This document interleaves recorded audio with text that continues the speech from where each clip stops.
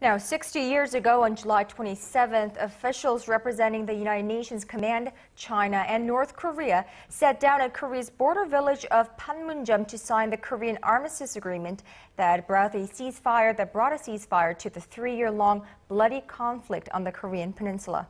Unfortunately, a truce, not a peace treaty, meaning the two Koreas sharply divided at the 38th parallel are technically still at war.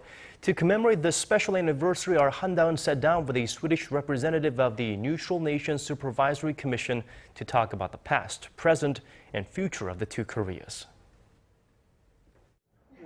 Rear Admiral Anders Grenstad is a Swedish representative of the Neutral Nations Supervisory Commission, an organization established right after the Armistice Agreement was signed, with the aim of overseeing the military activities of both South and North Korea.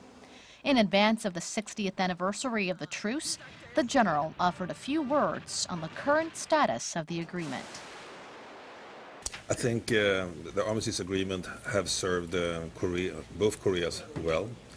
Even if it's probably the longest Armistice Agreement in the world, it has worked. Both sides have been playing to 95% to the rules anyhow. Admiral Grenstad acknowledged, however, that tensions on the Korean peninsula remain high. I think we all can sense tension, and especially us who are sitting in the DMZ who see North Korean soldiers every day. We have been here now for 60 years, and since 1995, North Korea do not speak with us. Yes, we can feel that it is tensed because we don't know what's going to happen next. With regard to North Korea's attempt to scrap the 60-year-old truce earlier this year, the general said he presumes the reclusive state had a reason. With the collapse of Soviet Union, a very strong South Korea, a strong alliance South Korea-US, and the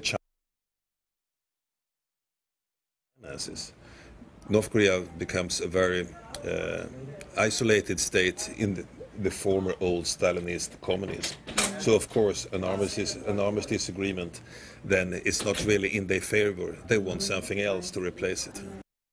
Admiral Grenstad also pointed out that North Korea has to change before the reunification of the two Koreas can take place.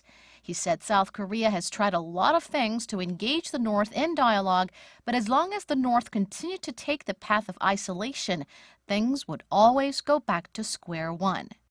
He also added that the NNSC should not be in Korea for one day longer than it has to, and when the two Koreas settle on a peace pact to replace the current armistice agreement, he'll be happy to go home.